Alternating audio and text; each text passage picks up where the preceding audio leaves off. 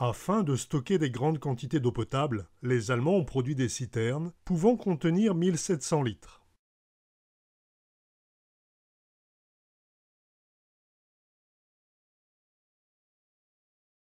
Ces citernes pouvaient être amenées sur le terrain par des véhicules pour remplir gourdes et jerrycans,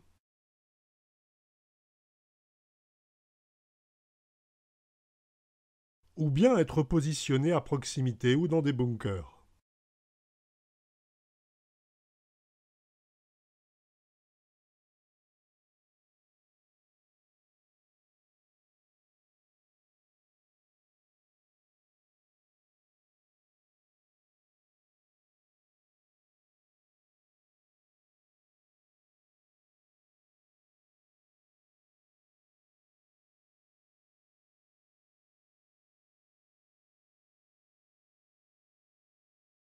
Les Trinkwassertanks étaient souvent reliés à des circuits d'alimentation en eau pour leur remplissage.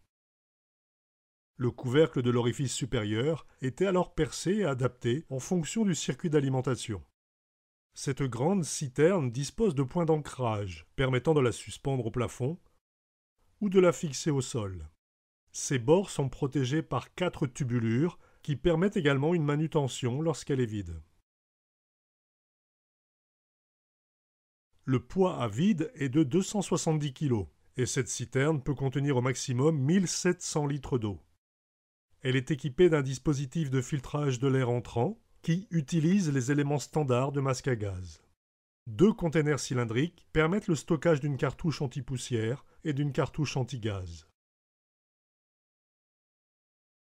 La distribution en eau peut se faire par différents types de robinets.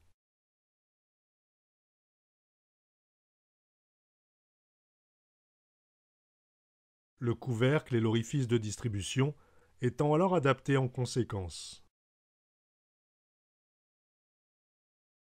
Le robinet classique était positionné au niveau du couvercle sous les 2 containers cylindriques des cartouches et permettait de distribuer l'eau sur 3 points. Une plaque rappelle les conseils à prendre en compte avant et après distribution d'eau.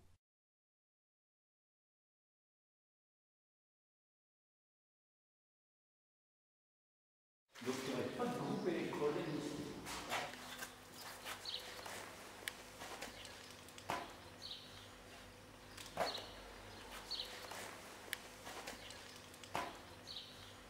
Moi je verrais un système comme ça parce que ça en plus ça correspond.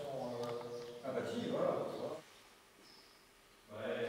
De toute façon, là c'est en dessous. Oui, c'est bien recapté aussi. Oui.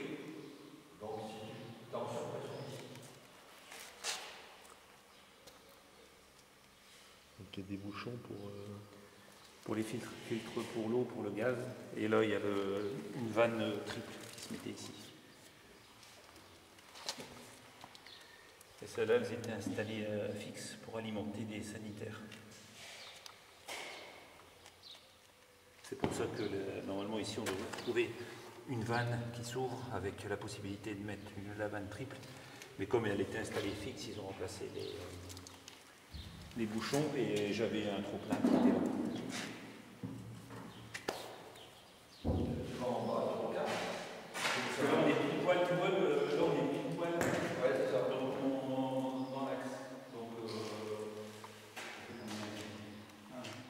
Après la guerre, certains de ces Trinkwassertanks ont été réemployés pour servir de réservoir à eau pour le bétail ou même de cuve à fioul.